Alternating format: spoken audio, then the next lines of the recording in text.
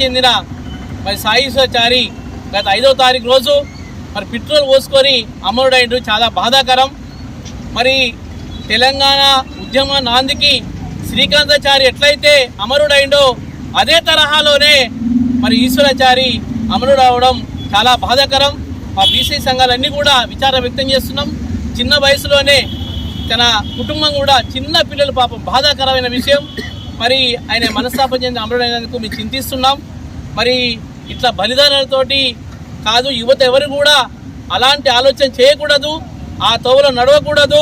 2% BC reservation ఇస్తలేరని చెప్పి మనస్తాపన గురై ఉద్యమం చేసి మనస్తాపన గురై ఏదైతే నా కులాలు నా అడగరిగినటువంటి బలహీన కులాలు ఇబ్బంది జరుగుతున్నాయి.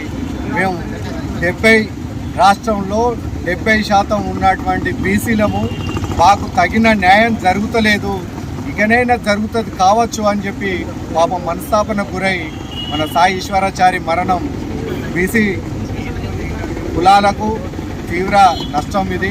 ఎందుకంటే బీసీ ఉద్యమకారులు అనేకం తెలంగాణ ఉద్యమంలో ఏదైతే రకంగా పోరాటాలు చేసి తెలంగాణ సాధించుకున్నామో అదే రకంగా బీసీ నాయకులు అందరం కలిసి ఉద్యమం చేసి మనం బీసీ రిజర్వేషన్ సాధించుకోవాలి తప్పితే కానీ ఇటువంటి మనస్తాపనలు గురి కావద్దని చెప్పి యువతకు మన బీసీ ఉద్యమకారులందరికీ మేము బీసీ నాయకుల పక్షాన తెలియజేస్తున్నాం.